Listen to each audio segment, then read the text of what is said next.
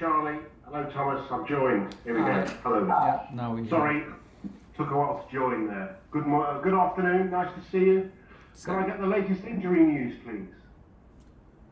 Well, Christian Pulisic is still out, and for Mason Mount is too soon. He has a little minor injury from the Aston Villa game, and unfortunately he made a big step, huge progress, but it's not enough to be ready 12:30 tomorrow.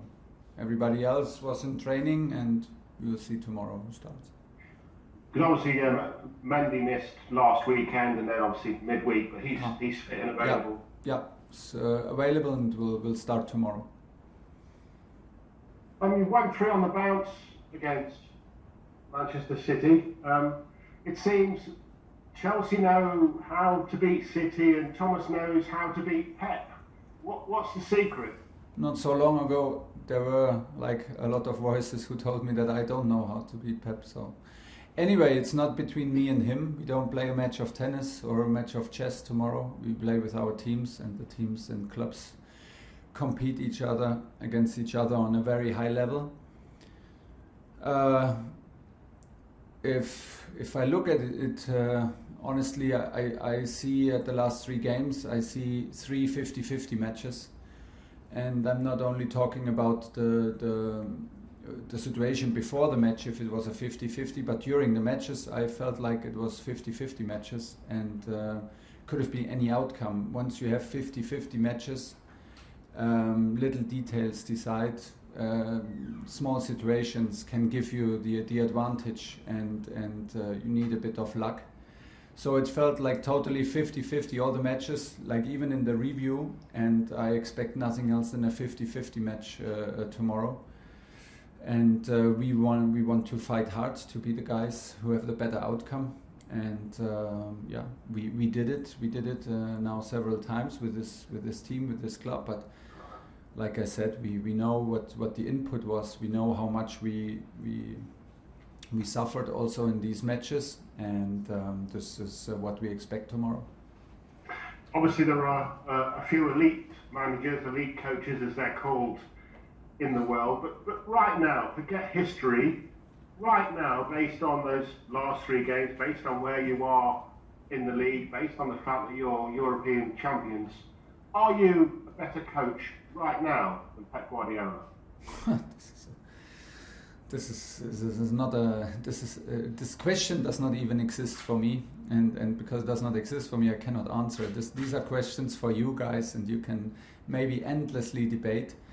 I have the highest respect for Pep because I'm a huge admirer of his impact that he had from his first day of professional coaching. The impact he had at Barcelona, later in Bayern Munich, and now at Manchester City. This is something I hugely admire, and this will never change. He has the biggest respect. Look at the trophies, look at the influence.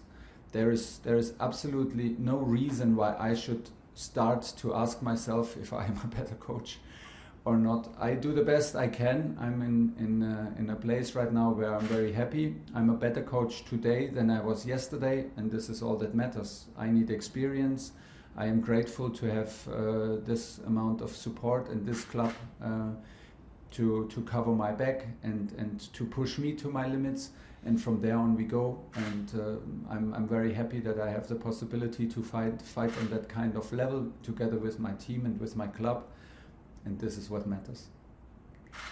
Finally from me, Romelu Lukaku was giving an interview, Thomas, suggesting that the social media companies get together with the captains of all the Premier League teams and some of the star players, the better known players as well, to talk about how best to go forward so that all this abuse on social media can be dealt with. I mean, obviously he's an opinionated young man. Are you happy that he comes out with these opinions, and what do you think of that as an idea? I'm happy for every discussion that leads to the right direction. I didn't know about it. I'm happy for every discussion that we have, because when we have discussions, it can only be positive output, and speaking about things will always I believe will always be the start for something positive if we speak about it and the idea leads to the right direction.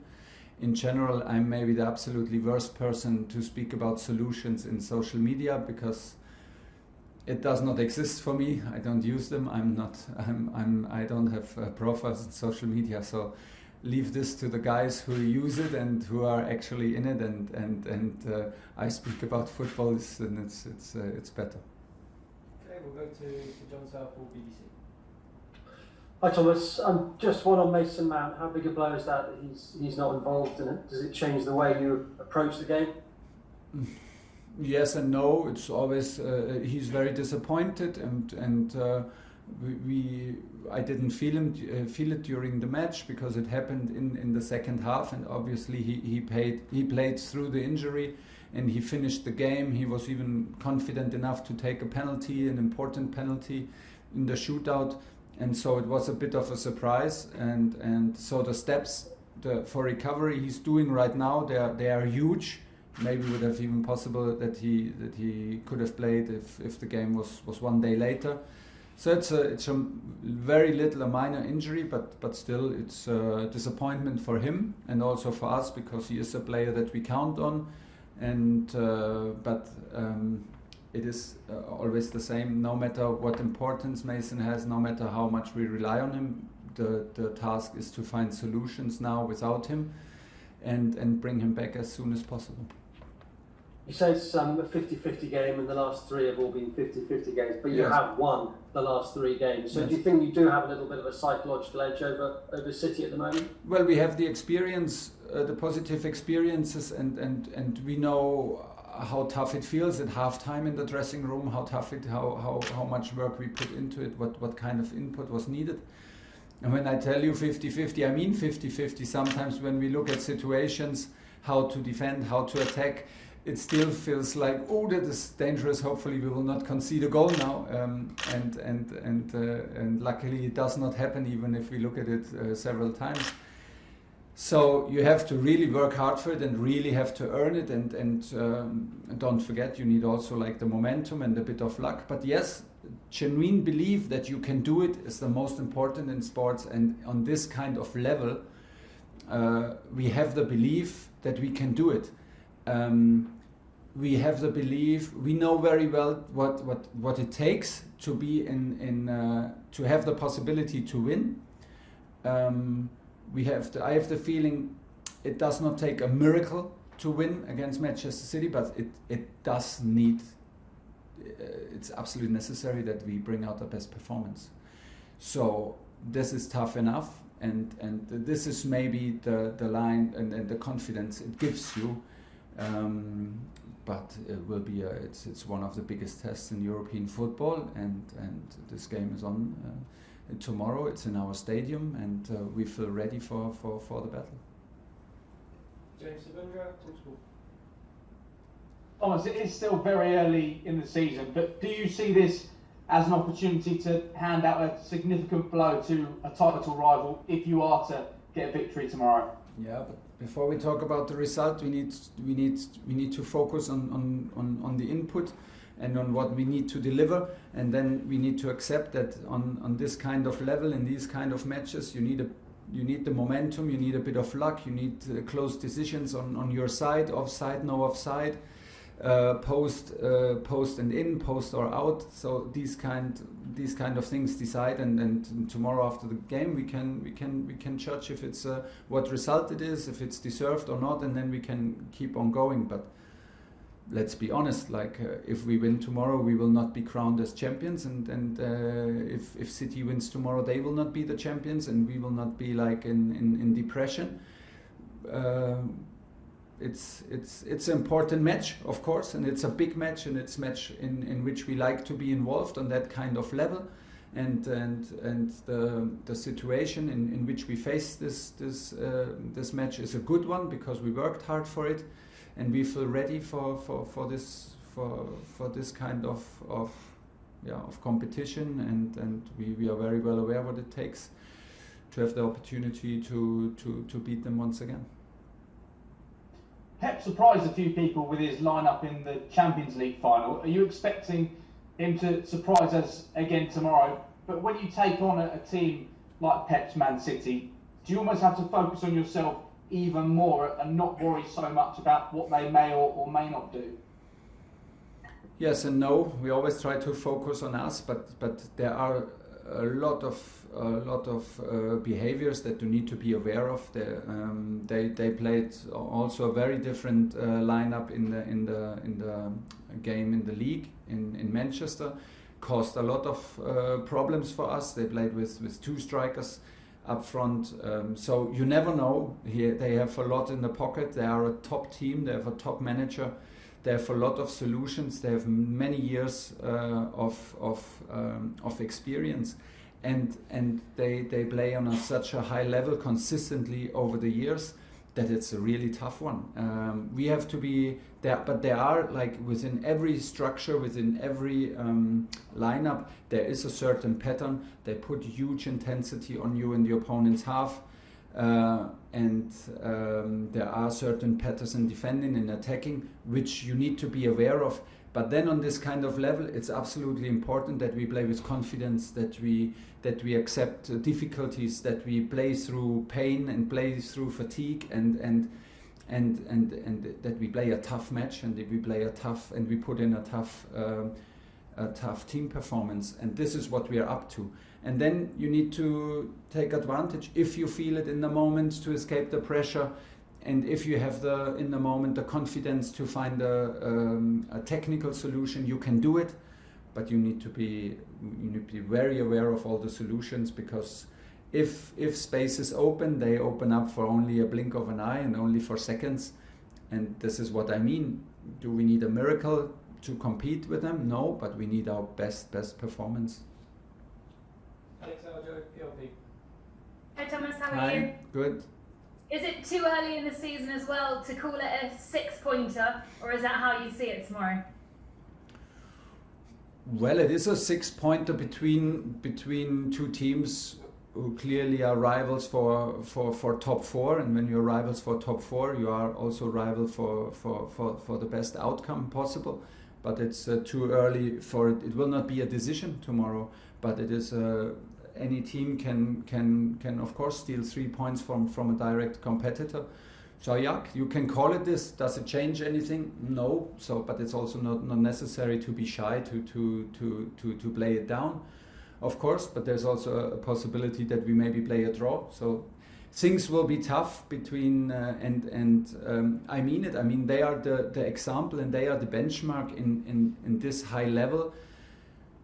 For many years now, they play so consistently on this kind of level, and I'm very happy that we are able to produce these kind of performances and results also consistently.